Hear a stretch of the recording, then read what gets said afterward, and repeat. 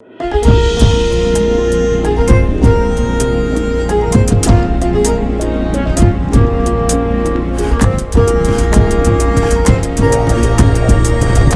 ጤና ይስጥልን የተከበራችሁ የፈታ ዴይሊ ቤተሰቦች የሰዓቱን መረጃ ይዘን ተገኝተናል። እንደተለመደው አንኳር ጉዳዮችን በቅድሚያ በማስተዋወቅ ወደ ዝርዝሩ እናልፋለን።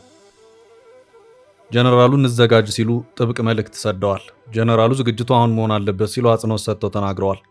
ከቀናት በፊት ፊልድ ማርሻል ብርሃኑ ጁላ ጥብቅ ማሳሰቢያ ከሰጡ በኋላ የተከተለውን የጀነራሉ ሌላ ማሳሰቢያን በተመለከተ የምናደርሳችሁ ዕለታዊ መረጃ ይኖራል። የኢትዮጵያ ዋነኛ የወደብ አገልግሎት አቅራቢ የሆነችው ጅቡቲ የኢትዮጵያ ባላንጣ ከሆነችው ግብጽ ጋር ያላትን ግንኙነት ከተወሰኑ ጊዜያት ወዲህ ጠበቅ አድርጋ እየታየች ነው። በዚህም የግብጽ ሚኒስትሮች ወደ ጅቡቲ አምርተው በመከሩ በቀናት ልዩነት ጠቅላይ ሚኒስትር አብይ አህመድና ከፍተኛ ባለስልጣኖቻቸው ወደ ጅቡቲ በማምራት ከጅቡቲው ፕሬዝዳንት ኢስማኤል ኦማር ጊሌ ጋር የመከሩበት ሁኔታ ነበር። በትናንትናው ዕለት ደግሞ ጅቡቲ የውጭ ጉዳይ ሚኒስትሯን ወደ ካይሮ በመላክ ከግብጽ ባለስልጣናት ጋር መክራለች። ጥንቅራችን ከያዛቸው መረጃዎች መካከል ነው። በኢትዮጵያ የአሜሪካ አምባሳደር እርቪን ማሲንጋና የጠቅላይ ሚኒስትሩ የምስራቅ አፍሪካ ጉዳዮች አማካሪ አቶ ጌታቸው ረዳ በዛሬው ዕለት በወልቃይቱ ሁመራ ተገኝተዋል።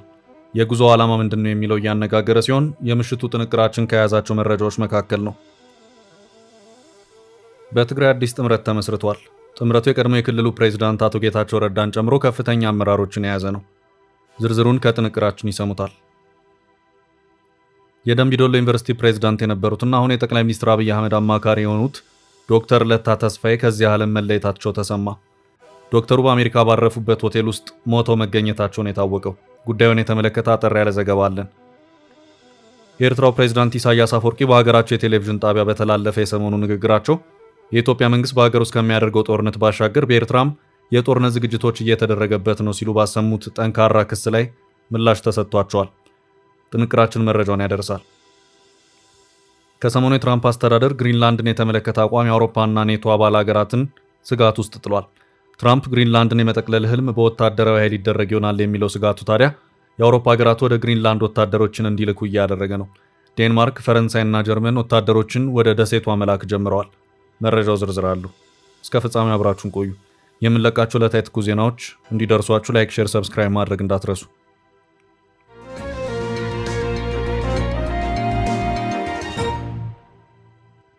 እንዘጋጅ። ጀነራል አበባው ታደሰ። ጀነራሉ እንዘጋጅ ሲሉ ጥብቅ መልእክት ሰደዋል።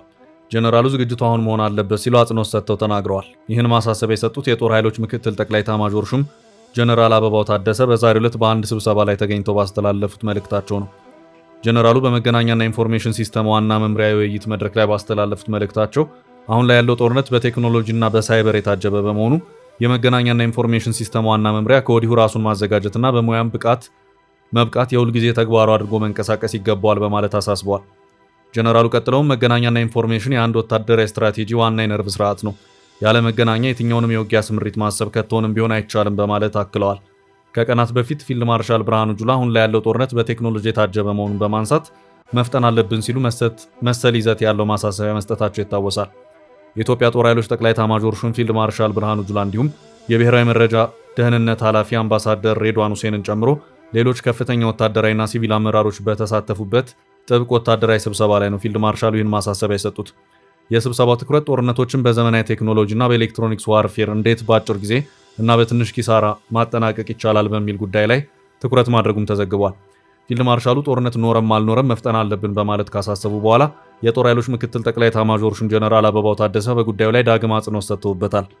በዛሬው ዕለት የመከላከያ ሰራዊቱ ይፋ የትስስር ገጽ ባጋራው መረጃ መሰረት ጀነራል አበባው ታደሰ አሁን ላይ ያለው ጦርነት በቴክኖሎጂና በሳይበር የታጀበ በመሆኑ የመገናኛና ኢንፎርሜሽን ሲስተም ዋና መምሪያ ከወዲሁ ራሱን ማዘጋጀት እንዳለበት ማሳሰባቸውን ገልጿል።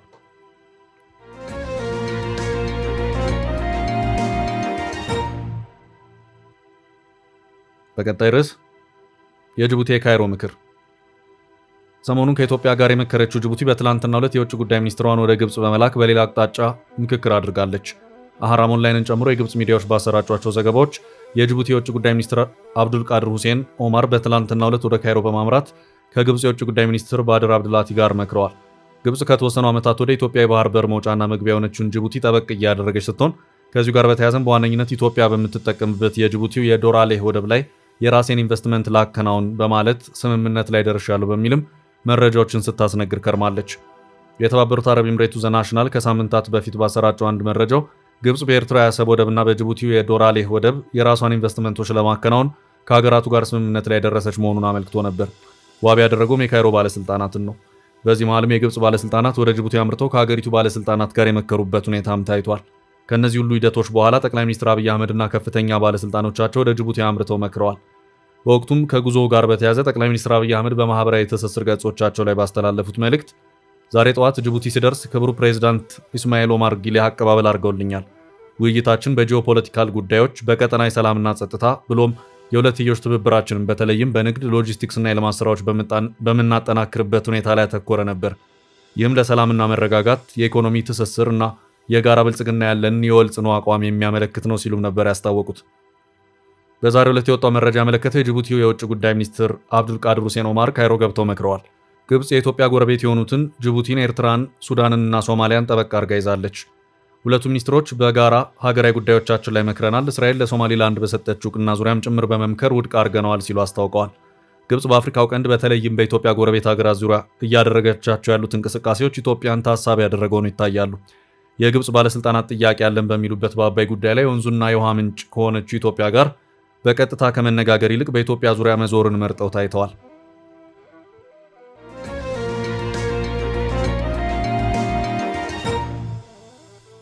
በቀጣይ ርዕስ የአሜሪካው አምባሳደርና የጌታቸው የወልቃይት ጉዞ።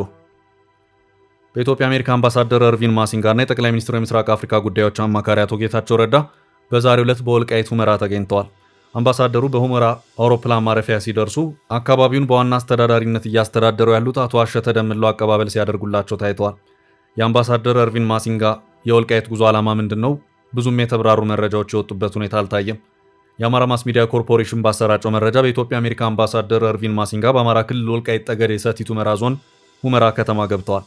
አምባሳደሩ ሁመራ አውሮፕላን ማረፊያ ሲደርሱ የወልቃይት ጠገዴ ሰቲት ሁመራ ዞን ዋና አስተዳዳሪ አሸተ ደምለውን ጨምሮ ሌሎች ከፍተኛ የሥራ ኃላፊዎች አቀባበል አድርገውላቸዋል።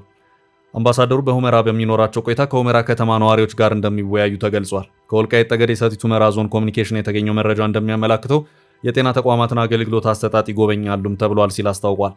የአምባሳደሩን የሥራ እንቅስቃሴ በተመለከተ መረጃዎችን የሚያጋራው በኢትዮጵያ አሜሪካ ኤምባሲ እስካሁን ባለው ሁኔታ በዚህ ዙሪያ ያለው ምንም ነገር የለም።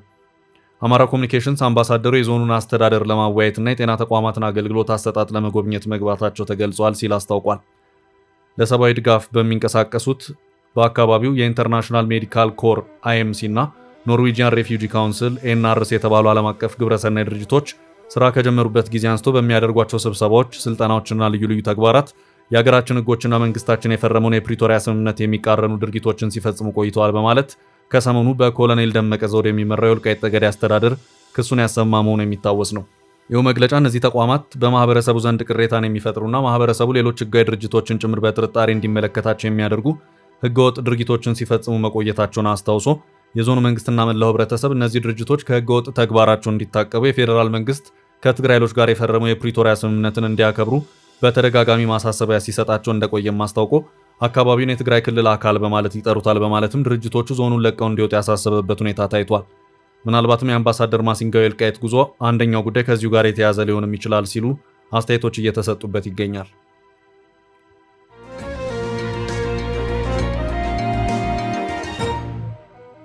በቀጣይ ርዕስ የነጌታቸው አዲስ ጥምረት። በትግራይ አዲስ ጥምረት ተመስርቷል። ጥምረቱ የቀድሞ የክልሉ ፕሬዝዳንት አቶ ጌታቸው ረዳን ጨምሮ ከፍተኛ አመራሮችን የያዘ ነው። ጥምረቱ 8 የትግራይ ተቃዋሚ ፖለቲካ ፓርቲዎችን የያዘ መሆኑን የተገለጸው ስምረትና አረና ትግራይ፣ ባይቶና፣ ውድብ ወለዶ ትግራይ፣ ቃንጫ ሐቂ፣ የትግራይ ዴሞክራሲያዊ ፓርቲ፣ ትንሳኤ ሰባ እንደርታና ራያ ራዩማ ትግራይን ወክለው በሀገራዊ ምክክሩ ለመሳተፍ ያስችላል ያሉትን አዲስ ጥምረት መፍጠራቸውን ዋዜማ ከጥምረቱ አባል ፓርቲዎች አመራሮች መስማቱን ገልጾ በዘገባው አመልክቷል። ከክልሉ 96 ወረዳዎች በ86ቱ ሀገራዊ ምክክሩን ማካሄድ እንደሚቻል የገለጹት አመራሮቹ አስቻይ ሁኔታ በሌለባቸው ወረዳዎች ደግሞ በዞን ደረጃም ቢሆን ምክክር መደረግ አለበት ሲሉ አቋማቸውን ገልጸዋል። በትግራይ ውስጥ ሊደረግ የታቀደ የምክክር ሂደት በህወሓት ዩንታ ላይ የተመሰረተ መሆን እንደሌለበት በመግለጽ በክልሉ የሚደረጉ ምክክሮች በአዲሱ ጥምረት በኩል እንዲደረጉ ለምክክር ኮሚሽኑ ሀሳብ ማቅረባቸውንም አመራሮቹ ገልጸዋል። ይህ በእንዲህ እንዳለ ትግራይ ክልል ጥር 30 በሚካሄደው ሀገራዊ ምክክር ጉባኤ መሳተፍ ዕድል ሊኖረው እንደሚችል ተገልጿል። ሀገራዊ ምክክር ኮሚሽን በትግራይ ክልል ከአንድ ሳምንት በላይ ክልሉ ጊዜያዊ አስተዳደርን ጨምሮ ከሚመለከታቸው አካላት ጋር ውይይት ማድረጉ ይታወሳል። የተደረገውን ውይይት በተመለከተ የኮሚሽኑ ቃል አቀባይ የሆኑት አቶ ጥበቡ ታደሰን ለሀገር ውስጥ መገናኛ ብዙሃን በሰጡት ቃል በክልሉ ከጊዜያዊ አስተዳደር፣ ከህወሓት አመራሮች፣ ከፖለቲካ ፓርቲዎችና ከሌሎች ሲቪክ ማህበራት ጋር ኮሚሽኑ አጀንዳ ለማሰባሰብ የሚያስችሉ ውይይቶችን ማድረጉን ገልጸዋል። ውይይቱ ውጤታማ ነው ለማለት እንደሚቻል አንስተው ትግራይ ክልል ጥር 30 በሚካሄደው ሀገራዊ ምክክር ጉባኤ መሳተፍ ዕድል ሊኖረው እንደሚችል ጠቁመዋል። ኮሚሽኑም ከክልሉ ባለድርሻ አካላት የተነሱ ጥያቄዎችን በመያዝ ለሚመለከተው አካል እንደሚያቀርብና ተፈጻሚ እንዲሆንም ግፊት በማድረግ እንደሚሰራ ቃል አቀባዩ ተናግረዋል። እንደ ሀገር የተፈጠሩ ፖለቲካዊ፣ ኢኮኖሚያዊና ማህበራዊ ችግሮችን ለመፍታት የሀገራዊ ምክክር ኮሚሽን ከትግራይ ክልል ውጭ በአብዛኛው በሌሎች ክልሎች የአጀንዳ ማሰባሰብ ሂደቱን በማጠናቀቁ ከጥር 30 ቀን 2018 ዓ.ም ድረስ የመጨረሻውን የምክክር ጉባኤ ለማካሄድ ዝግጅት እያደረገ መሆኑን አስታውቋል። የኢትዮጵያ ሀገራዊ ምክክር ኮሚሽን የኮሚሽነሮች ምክር ቤት በተለያዩ የትኩረት መስኮች ቁልፍ አጀንዳዎችን በማደራጀት ለውይይት በሚሆን መልኩ እየቀረጸ መሆኑንም ጠቁመዋል። አጀንዳዎቹ ለቆዩ የኢትዮጵያ ችግሮችን እልባት የሚሰጡ፣ አሁን ያሉትን ጥያቄዎች የሚመልሱ፣ የትውልዱን ፍላጎቶችም የሚያስተካክሉ ናቸው ተብሏል።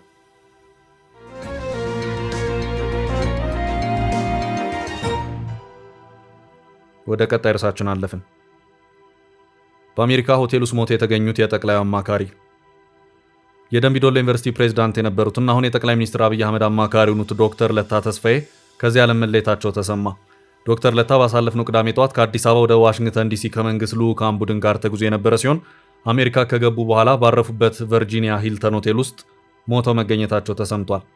ዶክተር ለታ ደምቢ ዶሎ ዩኒቨርሲቲ ለ6 ዓመታት የመሩ ሲሆን የኢትዮጵያ ሕዝብ ተወካዮች ምክር ቤት አባልም ናቸው። ድንገተኛ አሟሟታቸው ድንጋጤና ሐዘን የፈጠረ ሆኗል። የዶክተሩ አስክሬን ነገ ወደ ሀገር ቤት በኢትዮጵያ ኤምባሲ በኩል እንደሚሸኝ ይጠበቃል። ዶክተሩ በሆቴል ክፍላቸው ውስጥ ሞት የተገኙ ሲሆን ለሞት የዳረጋቸው ምን እንደሆነ የሆስፒታል ምርመራ ውጤት ገና እየተጠበቀ መሆኑን መረጃዎች አመልክተዋል። ዶክተር ለታ ገና በወጣትነት ዘመናቸው 2 የዶክትሬት ዲግሪ እንዳጠናቀቁ ሲነገር ለ6 ዓመታት የመሩት የደምቢ ዶሎ ዩኒቨርሲቲ ከሰዓታት በፊት የሐዘን መግለጫ አውጥቷል። ዩኒቨርሲቲውን በማስፋፋት ትልቅ ስራ እንደሰሩ በመግለጫው ተገልጿል። የደምቢ ዶሎ ዩኒቨርሲቲ በመግለጫው ዶክተሩ በፕሬዝዳንትነታቸው ዘመን ትውልድን ማብቃት በሚል መሪ ቃል የዩኒቨርሲቲውን ራዕይ ለማሳካት በትጋት የሰሩና ቁርጠኛ መሪ ነበሩ ያለ ሲሆን በዩኒቨርሲቲውም ሆነ በአካባቢው ማህበረሰብ ዘንድ አድናቆትን ያተረፉ መሪ ነበሩ ብሏል። ዶክተር ለታ ተስፋዬ በኢትዮጵያ ከፍተኛ ትምህርት ተቋማት አመራር በተለይም በፊዚክስ ዘርፍ ትልቅ አሻራ ያሳረፉ መሆናቸውን ብዙዎች ይመሰክሩላቸዋል። ዶክተር ለታ ተስፋዬ በደምቢ ዶሎ ዩኒቨርሲቲ በፕሬዝዳንትነት የመሩት እንደ አውሮፓውያን አቆጣጠር ከ2019 እስከ 2025 ነበር። የደምቢ ዶሎ ዩኒቨርሲቲ ተማሪዎች እገታ ጋር በተያያዘ ዶክተሩ በተለያዩ ጊዜያት በሚዲያ ሲቀርቡ ስለ ጉዳዩ ሲያስረዱ ብዙዎች ያውቋቸዋል። ተቋሙን በመሩባቸው ዓመታት አካባቢው በጸጥታ ችግር ውስጥ የነበረ ቢሆንም ዩኒቨርሲቲው የመማር ማስተማር ሂደቱን እንዳያቋርጥና ተቋማዊ ህልውናው እንዲቀጥል ማድረጋቸው ይነገርላቸዋል። ዶክተር ለታ በአዳማ ሳይንስና ቴክኖሎጂ ዩኒቨርሲቲ በፊዚክስና ማቴሪያል ሳይንስ ዘርፍ ተባባሪ ፕሮፌሰር በመሆን ያገለገሉ ናቸው። የቀድሞ የሥራ ባልደረቦቻቸውና ተማሪዎቻቸው ዶክተር ለታ ለሳይንስና ለትምህርት ጥራት የነበራቸውን ቁርጠኝነት በማውሳት ሐዘናቸውን እየገለጹ ይገኛሉ። የልፈታቸው ምክንያት በተመለከተ እስካሁን ከአሜሪካ ፖሊስም ሆነ ከቤተሰቦቻቸው እንዲሁም ከኢትዮጵያ መንግስት የወጣ ዝርዝር መረጃ የለም።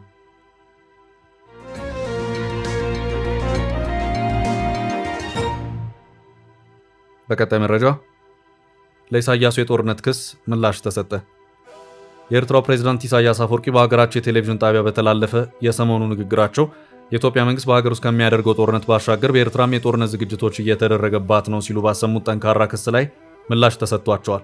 የኢትዮጵያ መንግስት ባለስልጣናት አሰልቺ ያሉትን የፕሮፓጋንዳ ዘመቻ እያካሄዱባቸው መሆኑን የኤርትራው ፕሬዝዳንት ኢሳያስ አፈወርቂ ባለፈው ሰኞ በሀገራቸው የቴሌቪዥን ጣቢያ በተላለፈ ንግግራቸው መክሰሳቸው የሚታወስ ነው። ፕሬዝዳንት ኢሳያስ አፈወርቂ ኢትዮጵያ ውስጥ ክልሎችና ታጣቂዎችን ጠቅሰው ባለስልጣናቱ ማለቂያ የሌለው ያሉትን ጦርነት እንዳወጁ ተናግረዋል።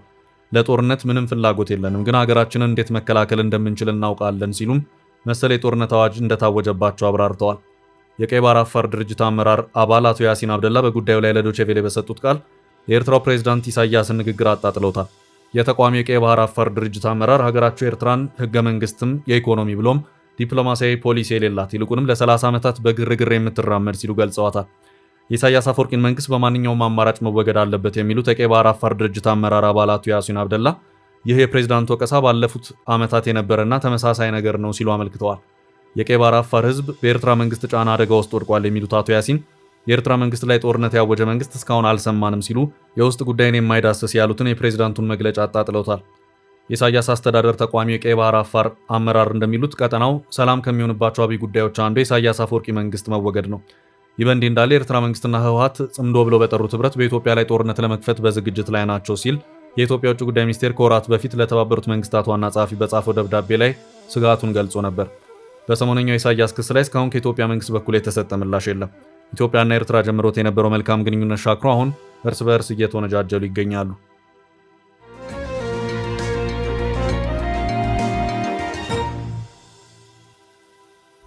ወደ ቀጣይ መረጃ ስናልፍ የአርክቲክ ሽኩቻ ንሯል። የአውሮፓ ሀገራት ወደ ግሪንላንድ ጦር መላክ ጀመሩ። ከሰሞኑ የትራምፕ አስተዳደር ግሪንላንድን የተመለከተ አቋም የአውሮፓና ኔቶ አባል ሀገራትን ስጋት ውስጥ ጥሏል። ትራምፕ ግሪንላንድን እንገዛለን የሚለው የቀድሞ አቋማቸው በወታደራዊ ኃይል በሆነ መልኩ ለመጠቅለል የሚል ቃና ተላብሷል። ለዚህ ስጋት መልስ ታዲያ አውሮፓውያኑ ግሪንላንድን ለመጠበቅ ወታደሮችን እየላኩ መሆኑ ተሰምቷል። የአውሮፓ ህብረት አባል ሀገራት ወታደሮቻቸውን የአሜሪካው ፕሬዚዳንት ዶናልድ ትራምፕ ይገባኛል ወዳነሱባት ግሪንላንድ መላክ መጀመራቸውን አሶሺየትድ ፕሬስ እና ሌሎች ዓለም አቀፍ ሚዲያዎች ዘግበዋል። ወታደሮቻቸውን መላክ ከጀመሩት ውስጥ ጀርመን፣ ፈረንሳይ፣ ኖርዌይ እና ስዊድን ይገኙበታል ተብሏል። ግሪንላንድን በስሯ የምታስተዳድረው ዴንማርክ በደሴቷ ያላትን የወታደራዊ ኃይል የጨመረች ሲሆን የጦር ልምምዶች ለማድረግ እየተሰናዳች መሆኑ ተገልጿል። የዴንማርክ ጦር ተዋጊ ጀቶችን፣ ወታደራዊ ተሽከርካሪዎችን፣ ወታደሮችን እና የመከላከያ ስርዓቶችን ለግሪንላንድ ጥበቃ ለማድረግ እንደሚሰማሩ ተገልጿል። የጦሩ ተልዕኮ ግሪንላንድን መጠበቅ፣ ለአካባቢው ፖሊስና የጸጥታ ኃይል ድጋፍ ማድረግ፣ በግሪንላንድ ዙሪያ የባህር ኃይል ልምምዶችን ማድረግ እንደሚሆን ተሰምቷል። ከቬንዙዌላ ወታደራዊ ዘመቻ መልስ ትራምፕ ግሪንላንድ ጦር ይመዙ እንደሆነ ተጠይቀው አማራጩ ከጠረጴዛ ውጭ አለመሆኑን መግለጻቸው ይታወሳል። ደሴቷ በእጅጉ ታስፈልገናለች፣ ሩሲያና ቻይና እጅ ከመግባቷ በፊት መቅደም አለብን ሲሉ ግሪንላንድ ላይ ያላቸው ፍላጎት ጽኑ መሆኑን አመላክተው ነበር። የግሪንላንድና ዴንማርክ ልዑካን ከዩናይትድ ስቴትስ ባለስልጣናት ጋር በሳምንቱ ትላንት ረቡዕ ተነጋግረው መሰረታዊ የተባለ የሐሳብ ልዩነት መፈጠሩ ተሰምቶ ነበር። ይህን ልዩነት ተከትሎ ዴንማርክና አውሮፓ ከሀገራት ወታደሮቻቸውን ወደ ግሪንላንድ መላክ መጀመራቸውን ይፋ አድርገዋል። የግሪንላንድ ጉዳይ ከትራምፕ አስተዳደር ባሻገር ከ5 አሜሪካውያን አንዱ ግዛቷ በሆነ መልኩ መያዝ ለአሜሪካ እንደሚገባ የሚያምን መሆኑን የሮይተርስ ዘገባም አመልክቷል።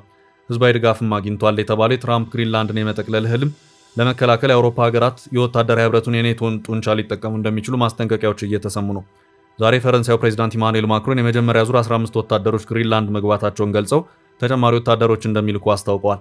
ጀርመን በበኩሏ 13 አባላት ያሉት ወታደራዊ የስለላ ቡድን በዛሬው ዕለት እንደምትልክ በሀገሪቱ የመከላከያ ሚኒስቴር በኩል አስታውቃለች። ዴንማርክ ደግሞ ከሰሜን ጦር ቃል ኪዳን አባል ሀገሮች ጋር በመሆን ቀድማ ከላከቻቸው ወታደሮች ተጨማሪ እንደምትልክ ነው የገለጸችው። የአሜሪካው ፕሬዚዳንት ዶናልድ ትራምፕ ለጋዜጠኞች በሰጡት አስተያየት ወደ ግሪንላንድ እኛ ካልገባን ሩሲያ ትገባለች፣ ቻይና ትገባለች። ይህ ከሆነ ግሪንላንድ የምታደርገው ነገር የለም፣ ስለዚህ እኛ ሁሉንም ነገር እናደርገዋለን ሲሉ መደመጣቸው ይታወሳል።